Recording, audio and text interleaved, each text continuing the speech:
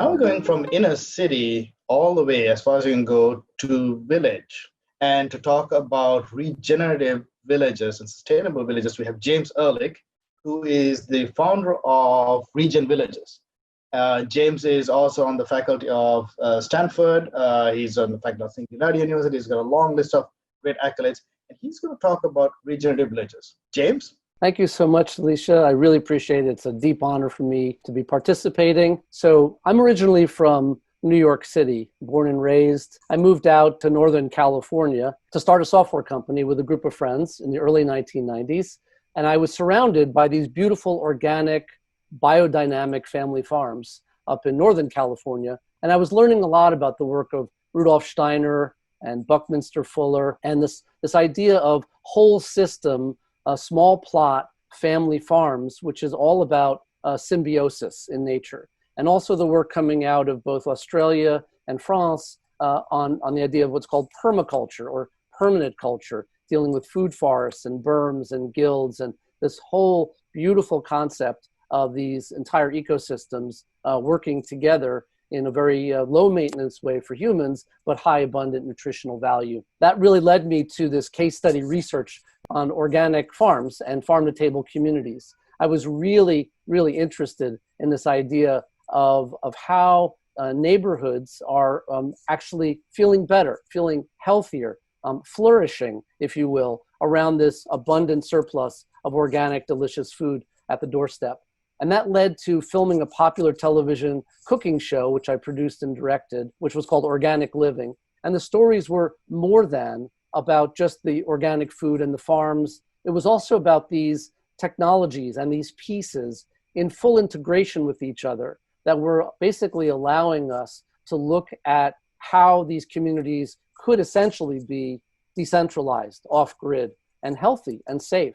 And I was really inspired by this. And when I came to Stanford University in 2012, I got involved with something called the Solar Decathlon, which was a competition of who could build the most energy positive home. I was brought in as the organic food circular system researcher and lecturer to the team, the cohort, starting in 2012. And about 5 minutes into my research, I realized that the smart house inside of the dumb neighborhood doesn't make much sense. And so I was really thinking about this idea quite a lot, about a software stack, a connection between technology and nature. And I was deeply impacted by the work of Dr. Suzanne Simard from the University of British Columbia, who had come up with this term called the Wood Wide Web, as opposed to the World Wide Web, when she had discovered this, essentially this Ethernet network under the forest floor, this fibrous mycelial network that's a have-need collaborative economy. It's actually a long-term ledger.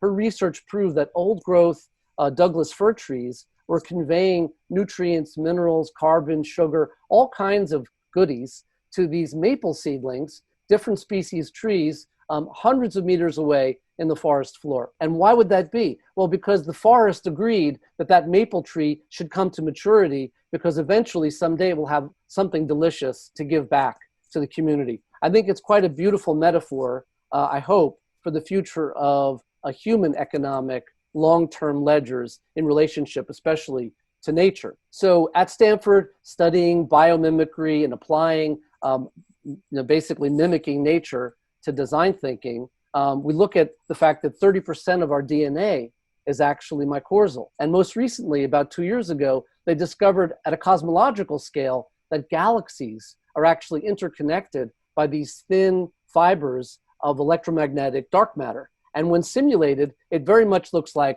a mesh network. Now, a mesh network is very interesting because there's not a single brain. It's actually intelligence at the point of sensing. And from my perspective, this was all the inspiration that I needed in terms of beginning to architect and envision this village operating system software, which we call the Village OS. This is for the first time ever to understand the nutritional flows, food, water, energy, and waste to resource management, full circularity of all these integrated systems at the substrate of the neighborhood in support of these smart house technologies. At the heart of it is what's near and dear to my heart, which is delicious food. So non-till soil, full menu, organic, biodynamic, soil-based farming, which is a predominant kind of spread around the community, but it's a different economic model, okay? It's about this idea of association fees and local community-supported agriculture to feed and support these amazing local farmers. So neighborhood scale, in other words. But also that we can supplement the idea of the soil-based farming with effluent-based farming. So aquaponic, aeroponic systems. And these systems are amazing because they use fish protein and the waste from fish and freshwater shrimp and crawfish to have full circularity. So the waste turns from ammonia to nitrates with a low energy water pump. It's brought to the top of these lattices. The roots dangle in this nutrient-rich water, and the water comes back to the tanks purified. So it's able to save almost 80% water with almost 1/3 increase in yield. So you're starting to get the picture here of neighborhood development around permaculture, soil-based, controlled farming, and what people can grow right next to their apartment or doorstep that really gives you this perspective of abundant surplus of flourishing, organic, delicious ingredients. One of the other big pieces that we've been focusing on is how can we feed the fish, feed the chickens, and look at using food and animal waste as a method for creating essentially this full circularity. And that is using aquatic worms and black soldier fly larvae. Those happens to be the perfect nutritional inputs for the chickens and the fish.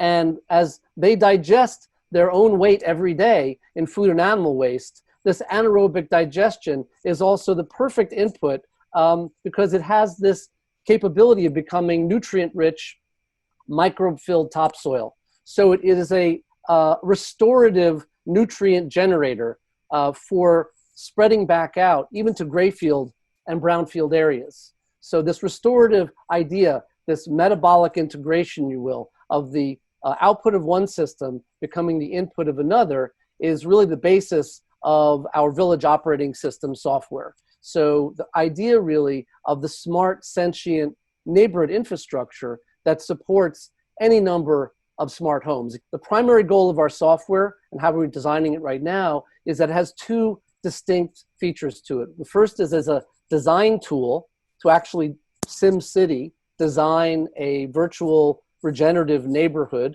just by providing us with land grant data, what's called GIS or geospatial information. And then the rest can be using artificial intelligence and machine learning to literally simulate a beautiful regenerative neighborhood on pre-existing farmland or ranch land or open space. The second part of it, after designing those communities, is the operating system, basically a farmhouse server that can run and operate using historical data, real-time sensor data, and of course, machine learning predictive modeling for consumption patterns, weather patterns, traffic patterns, any kind of big data that can be essentially crunched by machine learning. Our software will be able to effectively run these communities and make them very beautiful places and easy places for people to live in. Now imagine the full system approach of neighborhoods finally being able to communicate with each other and autonomously improve or mitigate based on their climate zones. And we think that's incredibly exciting for the future of neighborhood developments around the world, that they can use data for the benefit of human flourishing. And it's really not Star Trek. It's about resiliency, it's about connectivity, multi-generational, multicultural, ethnic, socioeconomic level families coming together around the most disarming topic, which is delicious food. And this idea of aging in place, that you're born in a community, you live in a community, and you nurture a full lifespan, a full story arc inside these very lush and beautiful kinds of neighborhoods. As well as this idea of the full symbiosis that creates abundant surplus, and that we live within nature and not separate from it, and that we can actually be celebrating this seasonality. And that's something really, really important that our species has become completely disassociated from. So overarching new kind of greenfield, new build, master plan development around decentralized, self-sustaining neighborhoods. I'm not anti-city. As I mentioned, I grew up in Manhattan. The idea is that we can build these communities, creating very safe places outside of cities, near suburban, peri-urban, and rural, but then bring those pieces back into cities in such a way that a building like this, for instance, a mid-rise residential tower, could actually be made resilient and maybe even self-reliant if it has some adjacency with open space. ReGen Villages is the future of living in self-reliant, regenerative, and resilient neighborhoods. Thank you.